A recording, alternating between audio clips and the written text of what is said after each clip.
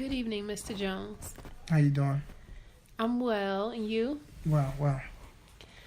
So, I just want to take a moment and just talk to you and ask you some questions about, this upcoming election that's taking place on November 7th. And just kind of, feel your thoughts and just kind of see where you are with that and just on a personal level. Is that okay? That's fine. Okay. So you have less than 2.5 weeks to the upcoming election. I just want to know, what are you feeling inside right now? Are you nervous, excited? Tell me what emotions are you having? Well, first and foremost, thank you for this interview. I appreciate it. Okay. I always enjoy letting people into my mind and my thoughts and my space. So I'm excited. I'm really excited about it. We have, as you said, under 3 weeks. We've been campaigning for about a year, basically. Mm-hmm. So I'm just trying to end the race the way we started it. But I'm excited. I believe that we'll be victorious. Either way it go, we're victorious, because our goal is to assist God's people. Okay, sounds good. I heard just from my research and from talking to other people that Ward 7 is a real battleground. It's one of those communities where people are really, really tuned into the race, specifically because of where Ward 7 is located. The ward is kind of on the outskirts of Cleveland Clinic and University Circle, as well as it goes as far as downtown. Just tell me a little bit about what type of plans you have for the city, with it being in such a prominent location within the city of Cleveland. Wow, great question. It's a very, very amazing location. We're in the middle of two high-class educational institutions, Cleveland State and Case Western Reserve. We are minutes away from world-class health institution in Cleveland Clinic and world-class museums, art museum and the Natural History Museum, so forth and so on. Mm-hmm. There's a lot of great diversity in our community, African Americans and white and Latino and Asian and Jewish and Muslims and Arabs. We have so many different groups of people who truly want and desire to have safer communities, more educated communities, stronger businesses, stronger people. These things are extremely important. So I really hope to engage all aspects of the community, those who are religious leaders to those who are business owners and institutional leaders, and also street organizers. I plan to really encourage every last group of people in our community to do a little bit more. Mm-hmm. But the only way that they can see more or believe that they can do more is that they see us doing more. So that starts with me. And I don't believe that there's anybody else that can do a better job in doing this work than me, being that I grew up in the community. I'm from the community. So I understand the language of poverty, but I'm also educated. I've graduated from college with honors, so I understand that language. I've done business, so I understand that language. I've traveled the world, so I understand that language. And I understand that just because we are from Ward 7, it doesn't mean that we can't achieve great things. But it's important that we build bridges between us all. Okay.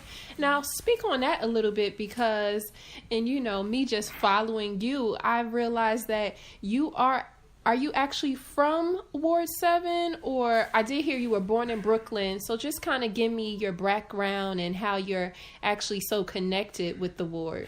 Well, I was born in New York, but when I came from New York to Cleveland, I moved to Ward 7. So I've lived in Ward 7 and raised in Ward 7. And if you just travel with me through it, I've not just like the grandmothers and auntie, but I went to school with a lot of those who are now mothers and fathers, who have children. So Like I went to school with their children. Mm-hmm. So, and now I teach at the schools of their children's children. You know what I'm saying? So I'm connected to those who are from elementary school all the way to those who are grandmothers, because I never stop speaking to children.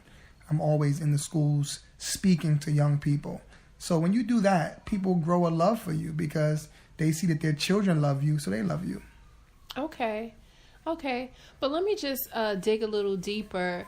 I realized almost to the date, it's been a year since you did that camp out against violence. Actually, in Ward 7, Yeah. I believe it was on 79th and Superior. Yeah. And just speak about the violence that actually plagues Ward 7, and what are your plans to actually combat those types of issues?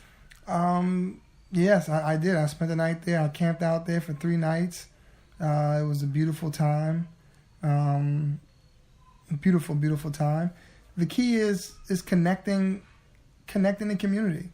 Like even though like I live on this street, you live on that street, we gotta feel like we are neighbors. We gotta take care of each other. This is extremely important. So yeah, man, I think that the key to ending some of this violence is really changing the culture of the community. You, my neighbor, and I have to look out for you too. And you have to look out for me, and we have to look out for one another. I think it starts there. Mm-hmm. Self-love, self-love. It's not that we don't love our neighbors like we love ourselves. We do love our neighbors like we love ourselves. The problem is we don't love ourselves. So that's where it begins, self-love. Mm-hmm. And then from there, providing opportunities for the community, giving them something to do. If you want to be constructive, I'm going to help you. And I'm going to give you all the tools that you need to be successful. But if you want to be destructive, then they have jails for you. And they have cemeteries for you. And I'm hoping that we can save them from that. Now, you spoke about something that's really interesting to me, and you said the culture of the community. And when you look at Cleveland, it's kind of difficult to define what the culture of Cleveland is. Would you agree? Yeah, I agree. So when you think about changing the culture, what are some of those aspects of the culture that, you feel needs to be changed specifically? There's some things that I like to implement that I believe we can create a culture in Ward 7. I would think, like I want to do a Ward 7 arts festival, you know what I'm saying, where people get a chance to perform and sing and recite, so forth and so on. I want to really do more for community programming, investing in block clubs and investing in these type of things for the children and for the community. See, once we change the culture, then we'll see that this violence will go down and also opportunities will rise. But when you care about where you live, then you're going to make sure that everybody else at least respect it. So there's things I want to implement. There's programming I want to implement. I want to do a moral mural project, where when you're driving around, you'll see these big, beautiful murals that have a message. You know what I'm saying? So like these things begin to change how people feel about themselves. And once you change the way you feel about yourselves, then the community will reflect. The community only reflects how you feel about yourself. It's very important. Okay, that's very deep. You said something very interesting, that you want to change the aesthetics of the environment, actually making it aesthetically more pleasing. That will actually have an impact on how people view the environment, thus view themselves. Definitely. That's great. I really like that idea that you have. When it comes to wellness plays a part in how we view ourselves. You know what I'm saying? But wellness, if we want to get well, how do we get well? We got to help our people get well mentally. We got to help them get well emotionally. We got to help them get well physically. We got to help them get well financially. We got to help them get well spiritually. We have to help them get well in regards to their behaviors. Our people need therapy. We need therapy. and we need to really look at what we've been going through and figure out an answer to how we get out of that slump, or to get away from that addiction, so forth and so on. So our focus is not just developing buildings, but developing people. And absolutely. I think that's the key to our success. Okay. When you speak of developing people, I know a lot of concerns is about like prisoners coming home and not having jobs once they get back to their communities. You know, this has become a real issue, the reentry, and actually having that support around those ex-inmates, so to speak, that are trying to, you know, provide for their families and that are trying to, you know, get back involved to be productive citizens. Like, do you have any plans as far as that's concerned? Definitely. I want to engage that community and give them opportunities to be successful, and not help with the recidivism of people going back to jail, but give them opportunities, entrepreneurship, really challenging institutions, that if these men go through, and these women, because Ohio had the fourth largest prison population for women. So it's not just men who are going to jail who need assistance, but women going to jail who need assistance as well. So we want to be able to provide them with opportunities and challenge institutions to hire those with felonies. And I want to be able to provide housing for them. In our area, we have a lot of abandoned homes that can be turned into homes that can be lived in. There's two groups that I'm really interested in, well, more than two, but there's a few groups that I'm interested in giving low-income housing to. I mean, basically, you can come to Ward 7 and you can own a house outright, you know, give you the quote-unquote, you know what I'm saying, give you the quote-unquote American dream. I like to bring more teachers to the community. You know, you coming out of college, I want to be able to provide you with a house. You know, come purchase a house for $20,000. I mean, you live in a community. You know, if you get you a job and you live in the community, I want to be able to give you a house for little to nothing. And now you own you a house in the ward where you teach at. For those who are coming out who are felons, you know, if you go through a program that we create or that we bring in, you go through this program, you know, financial literacy program, whatever, now you have a home that you can purchase and you own. If you're a college graduate, you just graduated, you know, move into the community, move into Ward 7. I want to be able to provide you with a home. Come on and purchase it, fix it up or whatever. Now you own your home.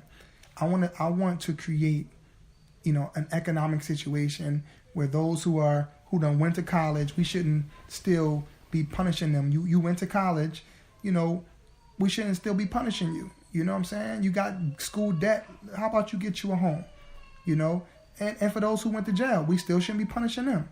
They want to do better. Okay, let's give them a home. For my teachers, we shouldn't punish them. You know, with high rent, they have to live somewhere else. No, move into the community. You can purchase this house right here for $15,000, for $20,000. And now you own your home and you live in the community where you teach. This is how we begin to reshape communities. Okay, these are some excellent ideas, and I'm really looking forward to see some of these plans come into action. I'm saying looking forward because I'm kind of biased. I kind of actually think that you're going to take this election. But do you have any last words? No, not at all. I just thank you for the interview, and I appreciate it, and I hope that people get out and vote. And I'm thankful for the opportunity. I'm thankful that God is, using us as a vessel, and I hope and pray we're victorious. Well, I really, I wish you the best. I've known you for some time now, so I just really wish you the best, and I just pray that you can actually take the community to the next level. Awesome. Thank you so much.